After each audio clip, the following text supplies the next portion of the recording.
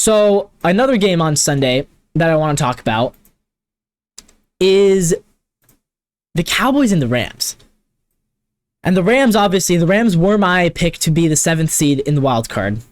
And then I switched them out. I put the Vikings in because obviously they beat the 49ers. It was a huge upset. I was like, I think the Vikings can make it. Then the Vikings lose Kirk Cousins out for the season. So now I'm thinking I might have to put the Rams back in the playoff picture.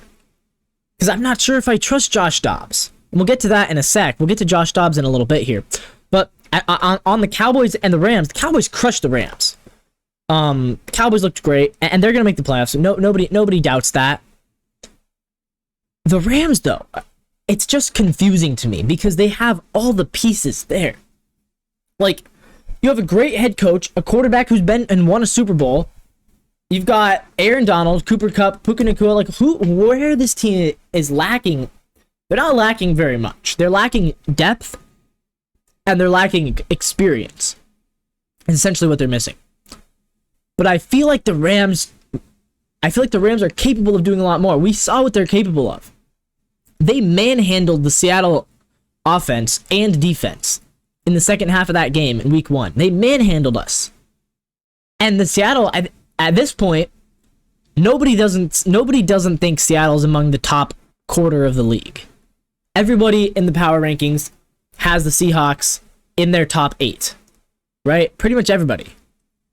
Maybe a few people have them as 9, 10, 11, but for the most part, everyone agrees the Seahawks are a good team now. There's no debate about Seattle.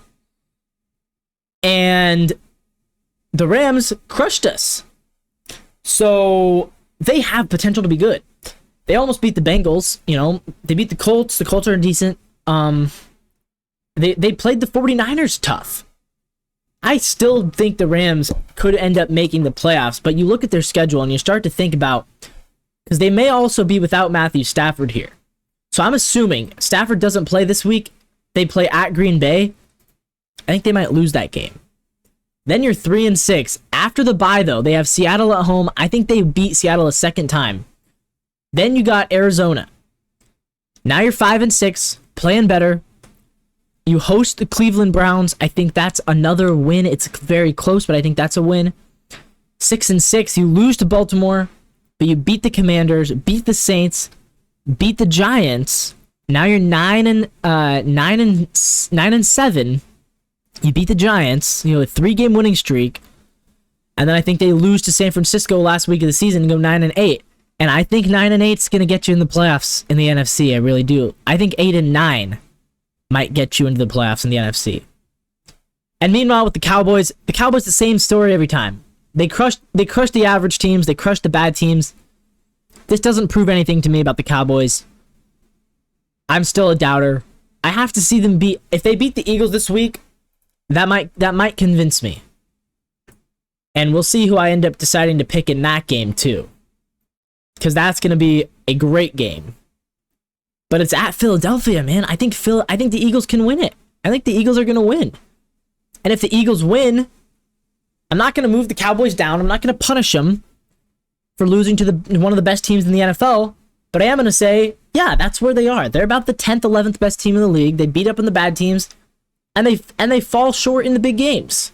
That's what the Cowboys are. That's what we know them to be. So with that, I'm going to wrap this segment up, and let's move on to the next game, or the next team that I want to talk about.